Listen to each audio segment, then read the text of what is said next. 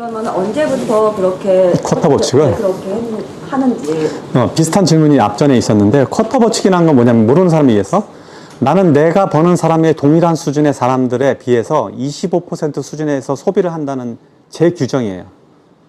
그래서 내 부가 안전하게 계속 유지될 수 있기를 바라는 마음으로 그렇게 해요. 그런데 소득이 200만 원인 사람은 쿼터 법칙을 하면 그러면은 50만 원 갖고 살아야 되잖아. 그건 안 되지. 엔겔 지수라는 게 있잖아. 그게 어느 정도의 수준에 가서. 그러니까 표준 엔겔 지수는 넘어가야죠. 처음부터 그렇게 하면 어떻게 살아? 그러니까 엔겔 지수 이상의 때는 어쩔 수 없는 거고. 그런데 뭐 소득이 한 5천만 원 됐다 그러면 뭐 한 50% 수준에서 헬프 수준에서 살다가 한 뭐 1억 됐다 그러면 1억, 2억 되면 4분의 1로 살아도 되잖아요. 그러니까 꽤 부자가 돼도 아직 부자로 살면 안 되는 거예요. 이유를 내가 설명할게요. 여러분이 1년에 1억을 버는 사람이 있다고 치자고요. 굉장히 많이 버는 거예요. 그럼 1억의 급여 소득이나 1억의 사업 소득이 있는 사람이라면, 자, 그럼 1억에 맞춰서 내 생활이 다 짜져 있다고. 집이라든지 차라든지 혹은 먹는 음식, 친구 관계조차도 1억대 이렇게 있을 거라고요. 근데 이게 사업의 변동이 생기거나 내 직업의 변동이 생기면 이걸 유지할 수 없잖아요. 불안하지 않아요? 그래서 언제 1억에 살아야 되냐면, 지금 내 수입이 현재 내 노동으로 벌어지는 돈이 1억일 때 1억으로 살면 안 돼. 언제 1억이냐면 이 노동에서 벌어진 잉여 자본이 어디에 투자돼 갖고 투자해서 나온 이익이 1억이 될 때까지 기다려야 돼. 그러니까 그때까지 계속 나는 1억 소비 수준에 1억 소득이 있는 사람의 수준으로 살고 싶어. 그러면 잉여 자산에서 나오는 돈이 1억이 될 때까지 기다렸다가 1억이 되면 그때 그렇게 살면 돼요. 그러니까 즉 꽤 많은 돈이 필요한 거예요. 어디서 우리가 잉여 자산으로 1억을 벌려면 거의 30억, 40억 정도가 뭐 건물에 투자된다는 거나 아니면 배당위로 보면 한 60억 정도의 어디 배당이 나오는 데다 하지 않으면 1억이 안 나온다고. 그럼 즉 여러분들의 돈을 벌어들이는 거는 내 노동과 아니면 사업체에서 벌어들이는 건 내 시간을 써서 버는 돈이라고. 내 시간이 내가 일하지 않으면 안 벌어지는 돈을 만 가지고 전체 수입으로 계산을 해야 돼요. 이 이야기가 되는지 모르겠어요. 그러니까 즉 잉여 자산이 만들어지는 게 내 온전한 수입의 형태라고 보고 거기에 내 소득 수준을 맞추면 평생 부자로 살겠지. 그러니까 생각보다 여러분들이 부자로 살려면 되게 열심히 돈을 모아서 그 수준에 갈 때까지 기다려줘야 돼. 그리고 한 번 거기 가면 그 다음부터는 안 무너져. 그 다음부터는 평생 부자로 살 수 있어요. 거기 가기 전에 다들 무너지는 거거든. 1억 벌다가 뭐 직업 없어지면 다시 바닥 내려가고 너 부채 막 너무 많이 져갖고 조금 버틸 수 있는데도 그 생활 수준을 다 거기다 맞춰놨으니까. 여러분 뭐 체육관에다 뭐 끊어놓고 뭐 정기적으로 내는 거 있고 물 기계 이런 거 렌트비 내고 있고 별거 다 있잖아 지금 거기 맞춰서. 그걸 다 날려야 되는 거예요 잘못하면. 그래서 항상 자기 자본에서 나오는 돈의 수입의 형태를 자기의 순이익으로 계산하고 거기에 맞춰서 살면 돼요. 그래서 그게 늘어나는 대로 자기의 소득 수준, 소비 수준을 옮기는 거는 나는 안전하다고 보는데 그 이하로는 여전히 조심하셔야 돼요. 네, 뭔가 기록을 한다든지 어떻게 책 읽은 후 과정이 너무 궁금해요. 책을 읽을 때는 책에 읽다가 뭐 생각나는 거 메모할 거 있으면 이렇게 줄 막 쳐요 저는. 그리고 그 안에 예를 들면 사야 될 책을 소개하거나 그러면 이렇게 동그라미 이렇게 쳐놓고 지영아 주문해줘 거기다 써. 잠깐. 무슨 얘기냐면 저는 책에다 막 낙서하는 거 되게 좋아해요. 낙서하고 그다음에 메모도 일정한 꼭 따와야 될 메모 어떤 되게 인상적인 구절들은 옮겨 적어 놓습니다. 이렇게 그런 방식으로 해요. 따로 뭐 사용하시는 어플이 있을까요? 그런 건 없어요. 네. 그런 거 있으면 소개 좀 시켜줘요. 진짜 모니터에 어디에 띄워놓거나 어떻게 할 수 있는 거 있으면 좋겠어. 경영 방식 철학이 어떻게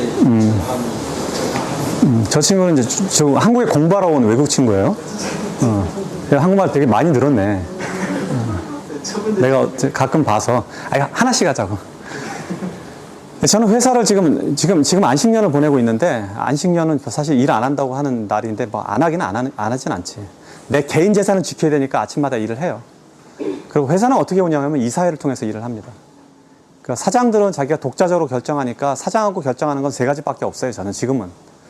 그러니까 증자를 요청하거나 증자가 이행돼야 될 때, 즉 자본이 더 투자될 때, 또는 사장을 해임하거나 선임해야 될 상황이 발생했을 때, 그리고 이 회사가 개별 회사가 다른 사업을 하겠다고 할 때, 이럴 때는 저하고 상의를 하거나 저한테 허락을 받아야 되지만, 이런 일이 아니라면 독자적으로 3개월에 한 번씩 분기 보고서를 내는 것과 일주일에 한 번씩 주당 보고서를 내는 것, 200자 내외로, 이것이 전체 관리하는 방법 중에 하나예요. 저는.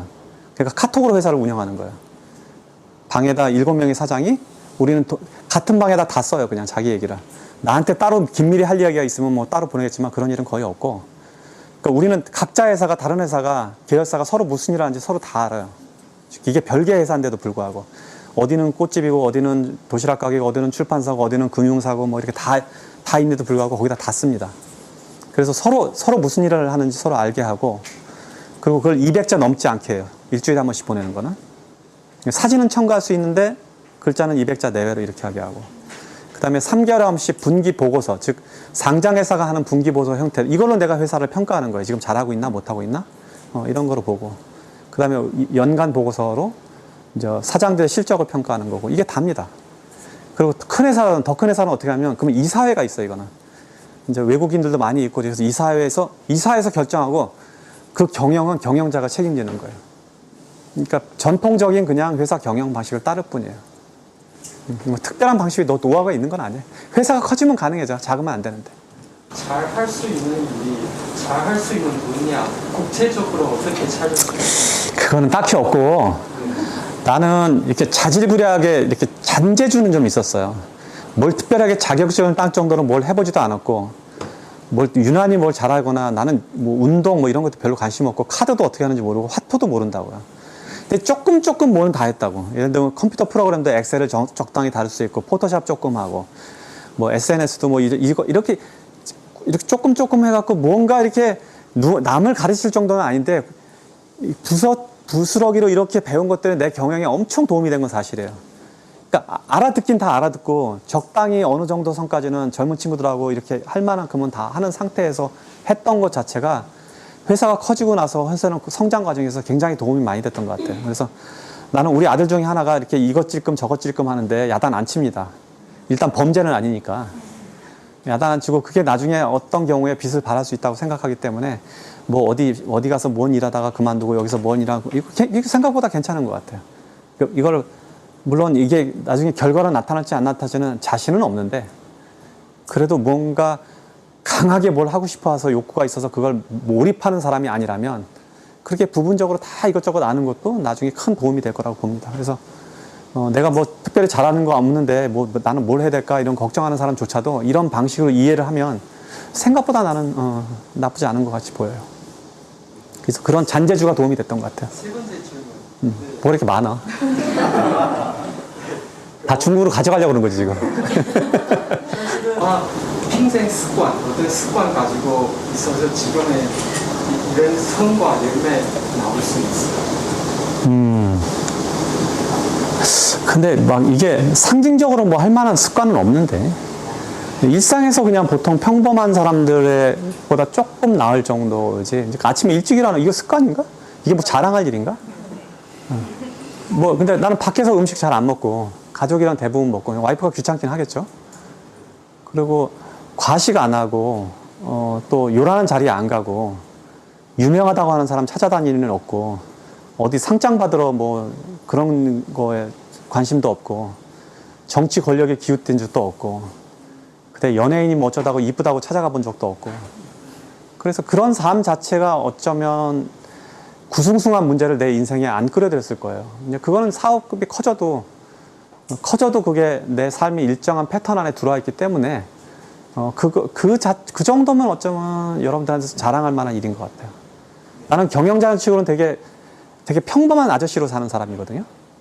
여기서 이렇게 강의하고 다니지, 뭐, 휴스턴 가면은 정말 트럭에다가 뒤에다 아이스박스 넣고 막 장비 꾸리고 다니면서 톱질하고 다니고 이런단 말이에요. 그 전에 내가 사업을 망한 것만 보았던 마지막 한인 사회 한국 사람들은 내가 트럭 타고 맨날 그 청바지 입고 이러고 마켓에 장 보러 다니고 이러니까 요새는 뭐 하셔? 이런다고. 예전에 식분점 할 때는 봤는데 그 식분점 문 닫고 지금 망했으니까 뭐 도대체 어디 농사 지고 있나 이런 생각으로 물어본다고 해서 그냥 놀고 있어요 그러고 지나가는데, 근데 내 삶이 그나마 내 규모의 사업을 가진 사람들 치고는 되게 온화하고 문제없이 이렇게 굉장히 많은 인연을 겪고 있는데도 불구하고 이런 거는 아마 기초적으로 그런 삶에서 그런 게 배제되어 있기 때문에 특이한 현상이 없기 때문에 나는 술자리에서 가는 일도 없어요. 누가 막 무슨 되게 유명한 정치인이 찾아온다고 해서 그걸 반갑고 하거나 인연을 맺을 생각도 없다고요.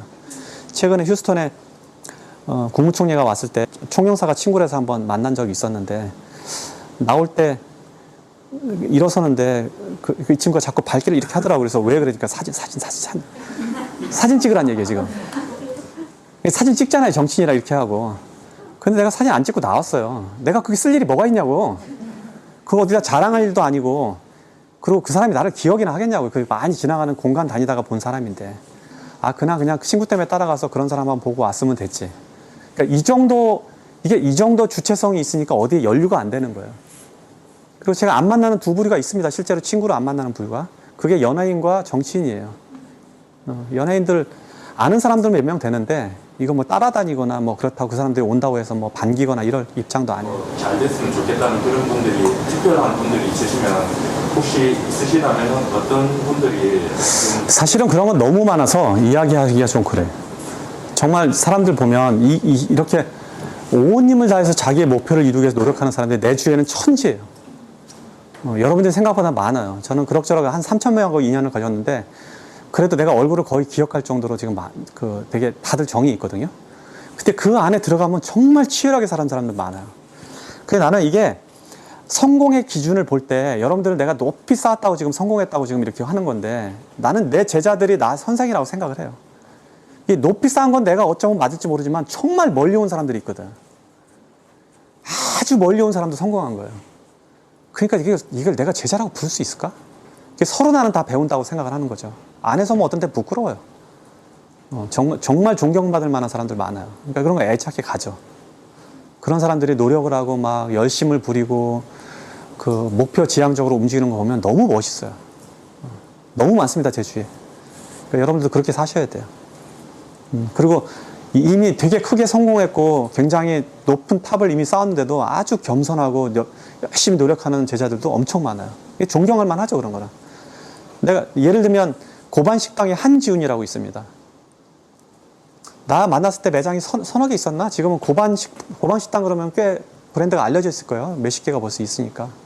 사업 정말 잘하고 영리하게 하고 사업 관점도 좋고 공부도 열심히 하고 나는 내 제자지만 나 제자라고 생각할 수도 없을 정도로 정말 본보기가 되는 사람들이 그렇게 이런 사람들이 엄청 많아.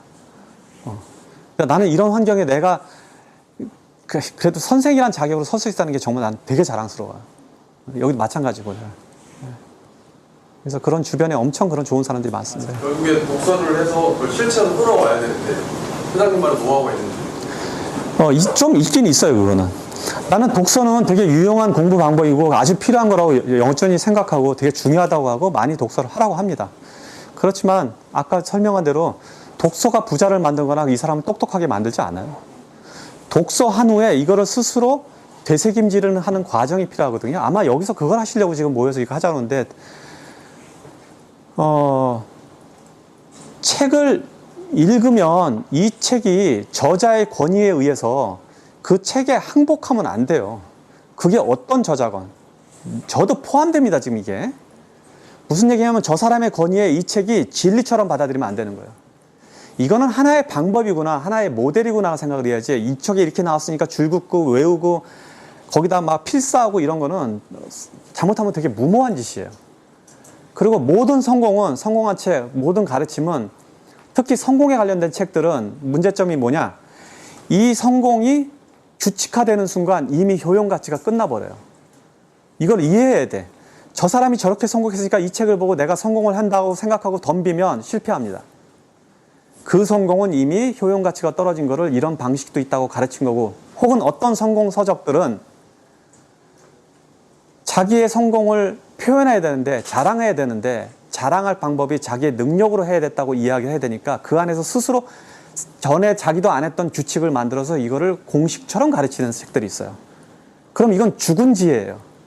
이 죽은 지혜를 찾아내는 눈이 있어야지 성공한다고요. 아, 이 사람은 이런 방식으로 했지만 여기에 이거는 맞는 것 같아, 이거는 아닌 것 같아 라는 인지 능력이 나 안에 생길 때 결국 성공하는 건데, 즉 이걸 다른 말로 하면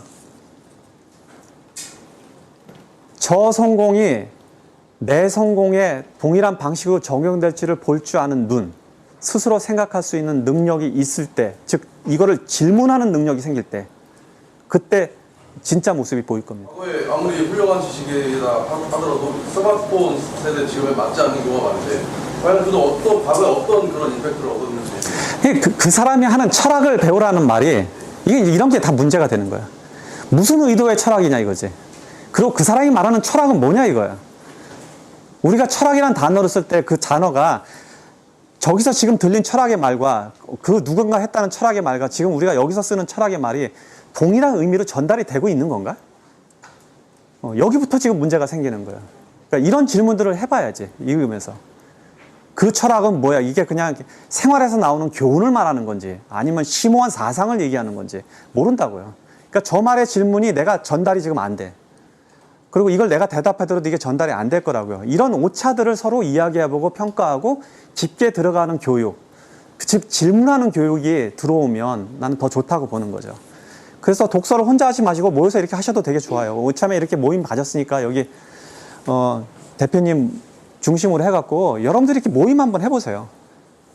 가기 전에 뭐 카톡을 다 공유를 하던가 해서, 어차피 내가 여러분들한테 권유하는 게 뭐냐면, 내 경험인데 어쨌든 나를 보고 오겠다고 이렇게 여기 멀리서 이렇게 와본 이 사람들을 다 만나보면 이게 어떤 모임이든 되게 특이한 현상이 하나 있어요. 나한테는. 이렇게 모여진 여러분들을 해보면 이게 이상하게도 비슷한 가치관과 비슷한 기준을 갖는 사람들이 이렇게 모여 있더라고. 왜냐하면 이게 어쩌면 내 책에 쓰여진 가치 기준에 따라서 여러분들이 움직였기 때문에 거의 대부분 비슷한 사람이 여기 모여 있는 거예요. 그래서 연령과 나이와 시대와 상관없이, 장소와 상관없이 여러분들이 다음에 모여서 이렇게 얘기해보면 어쩜 이렇게 똑같은 사람들이 여기 와 있지? 이런 생각이 들 거예요. 그래서 이것도 되게 여러분들이 무작위로 이렇게 온 것 같지만 실제로는 굉장히 같은 가치 기준과 같은 이상이 여기 모여있는 사람들이 이렇게 모여있을 가능성이 많아요. 그래서 연령과 직업과 나이와 상관없이 한번 이렇게 모여보는 것도 되게 좋을 것 같아요. 그래서 이 안에서 공부도 하고 여기 모여서 장소 이렇게 공개해 주셨으니까 한번 누가 나서서 한번 해보시기 바라요. 특히나 이렇게 많은 가르침을 주시고 하시는 이제 회장님을 바꾸신데 건강관리를 어떻게 하시는지. 저는 사실은 농사를 한다고는 하지만 실제로 농작물을 하는 거는 너무 힘든 일이라서 조금, 이게 게으른 농부입니다, 저는. 뭐 일을 하지 않고도 농법을 할 수 있는 게 좀 몇 가지 있는데, 예를 들면 저는 이런 겁니다. 닭을, 알을 키워도 거두는 일이나 판매하는 일을 현장에서 내가 노령하지 않고 하는 방식으로 이렇게 개선하는 데 되게 관심이 많아요.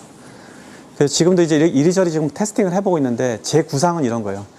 닭을 방목해서 알을 낳고, 알은 일정한 어느 장소에 낳게 만들 수 있거든요. 그 구조를 만들면. 그리고 그거를 그럼 포장하고 닦고, 뭐 포장해서 뭐 판매하고 이런 일을 누가 할 거냐? 그건 손님들이 와서 직접 하게 만들려고 그래요. 그러니까 모든 일에 있어서 가장 게으른 농법을 쓰려고 하는 거예요. 모내기, 뭐 이렇게 풀 깎는 거 이런 것도 가능하면 안 하게 하고, 기계도 그런 식으로 쓰고 이렇게 해서 아주 게으른 농부가 되고 싶어요. 그렇게, 근데 농사를 하는 이유는, 내가 아무리 표현을 안 해도 사업의 복잡한 단계에 있었기 때문에 스트레스를 받는다고요. 아무리 편하게 하려고 해도. 그런데 이걸 몸으로 할 수 있는 일이 생각보다 몇 개 안 돼. 이걸 풀 수 있는 방법. 나는 그러니까 뜨개질로는 내가 이렇게 안정감을 찾지를 못하는 사람인데, 농사할 때는 아무 생각이 없거든요. 그 아침에 새벽에 가서 허리를 쭉 펴면 해가 떨어지더라고. 그럼 하루 종일 내가 아무 생각 없이 일을 한 거예요. 그게 내 나름대로 이제 저희 건강 해결 방법이나 스트레스 해결 방법이겠죠. 그러니까 되게 그런 걸 좋아해요. 혼자 일하는 거 좋아하고. 이번에 내가 여기 와서 격리하면서 2주 동안 어떻게 격리하셨어요? 불편하지 않아요? 웬걸, 난 너무 좋더라고.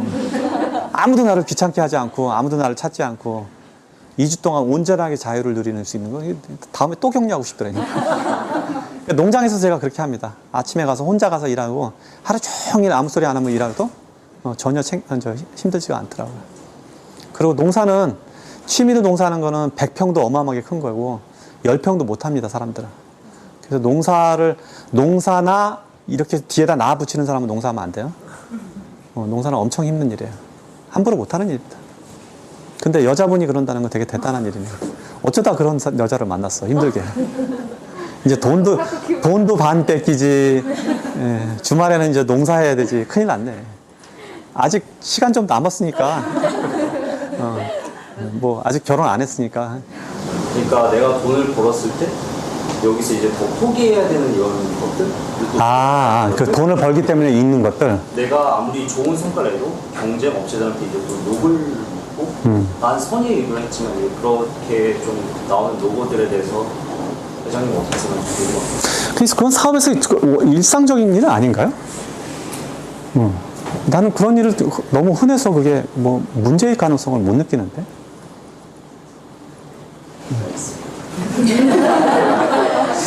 그렇게 안 하고도 그 돈의 습성이라는 책도 정말 좋지만 또 그 전에 돈의 습성이라는 강의도 들어갔지만 돈을 벌었을 때 무엇을 포기해야 되고 그런 노고가 있다는 것에 대해서는 있어요. 당연히 있어요. 근데 사업의 영역에서 들어가서 일을 할 때 내가 버는 만큼 있는 건 분명히 있어요. 그거는 각오하고 해야지. 시간을 더 쓴다든지 아니면 사람을 잃는다든지 욕심을 부리면. 근데 그게 그만큼 가치가 있다고 하면 해야 되는 거예요. 자기 본인 보기에. 근데 그 가치가 아니라 그러면 돌아와야죠, 다시. 근데 나는 내가 여러분들 보기에는 되게 유한 사람처럼 보이고 되게 착한 사람처럼 보일지 모르는데 사업의 경계에서 있을 때는 나 굉장히 저는 냉정하게 합니다. 아주 냉정해요, 그거는. 그건 왜 냉정할 수밖에 없냐면 나는 내 어깨에 수많은 사람이 매달려 있는 거 알거든. 이게 냉정함 유지할 수밖에 없는 거예요. 이게 냉정하지 않으면 누가 손해를 보냐면 내가 가장 가까운 사람들이 이 손해를 본다고요. 가까운 사람을 잃게 되고. 그러니까 내가 지금 하는 그 돈을 더 벌기 위해서 생기는 판단이나 노력이 잃게 되는 것이 내 가까운 측근들한테 혹은 가족들을 버리게 되는 일인가 잃게 되는 일인가를 고민하면 답이 조금 더 빨리 나올 것 같아요. 절대로 나는 착한 아버지 혹은 외부에 되게 성실하게 알려진 어떤 사람들, 사회봉사 많이 하는 사람들 보면 문제가 뭐냐면 그로 인해서 가장 가까운 자기 주변 사람들이 항상 상처를 받아요. 그래서 그게 자기가 제일 지켜야 될 가치인데 이걸 무너뜨리고 뭘 얻으려고 그래. 그래서 그건 정말 조심해야 될 일 중에 하나예요. 그러니까 더 벌어서 뭐 욕심이 생기면 이게 여기를 내 측근을 부시거나 내 가족을 상처를 줄 건가 아닌가를 결정하면 조금 더 판단이 쉬워질 거는 처음에 이 엄마들을 사교육으로부터 여기가 더 매력적으로 보이게 할까요? 김승호 회장님의 그리고 저도 젊은 청년들이 내 책을 읽었으면 이번에는 이게 정말 젊은 사람들이 좀 배웠으면 좋겠는 거야. 지금 내 입장이에요.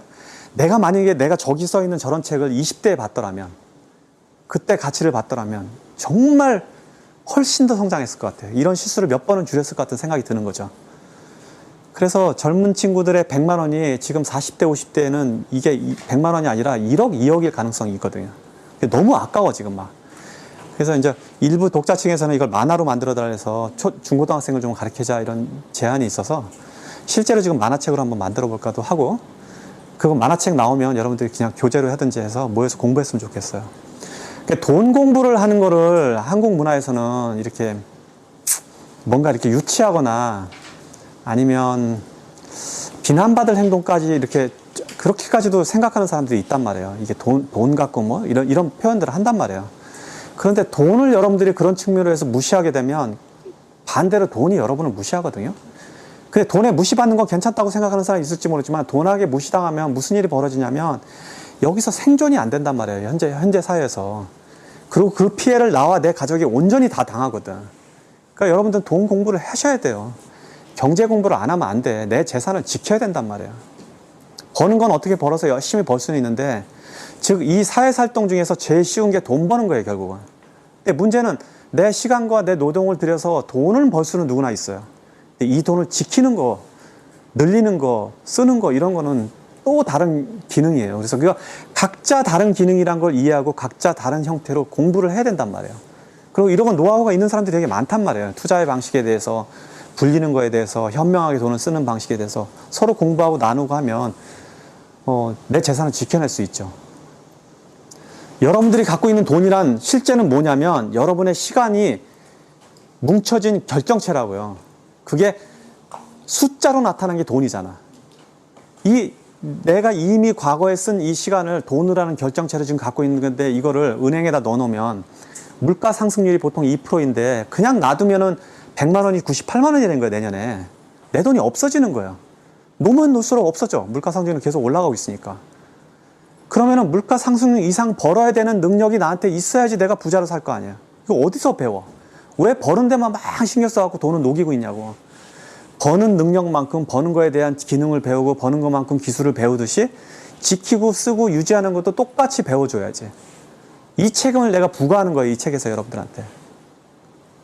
이거를 설명할 방법이 없으니까 어떻게 이걸 사람들한테 이해시킬까. 그래서 내가 제일 첫 문장으로 쓴 게 돈을 인격체로 바라봐라. 돈을 인격체로 바라보면 진짜 인격체일까요? 아니잖아.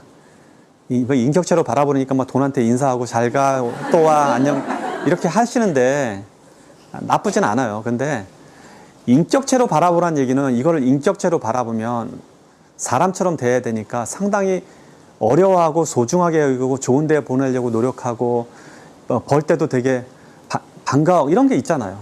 이렇게 하면 내 돈에 대한 기준 모든 게 다 바뀌어요. 함부로 절대로 돈 못 씁니다. 여러분 함부로 그 기후비계 막 어저께 쓴 거 잊어먹고 또 못 사게 돼요. 이게 다 돈이니까. 주차비 안 내고 막 차에다가 급하게 나오느냐고 주차 티켓 있었으면 돈 안 내는데 그 주머니에다 그거 안 넣거나 도장 안 받아갖고 또 돈 내고 주차비 낸 이런 경험 있는 사람 많잖아요. 이거 내 시간을 다 죽이는 거예요, 지금. 과거의 시간을. 그러니까 이렇게 안 하려면 돈을 인격체로 대하면 이렇게 안 하거든. 안 하게 돼요. 내가 왜 그 곤도 마리아의 교훈대로 이렇게 바닥에다 이불 깔아놓고 물건 다 내보라고 했을까? 정말 내가 쓸데없이 산 거 많거든, 살아보면.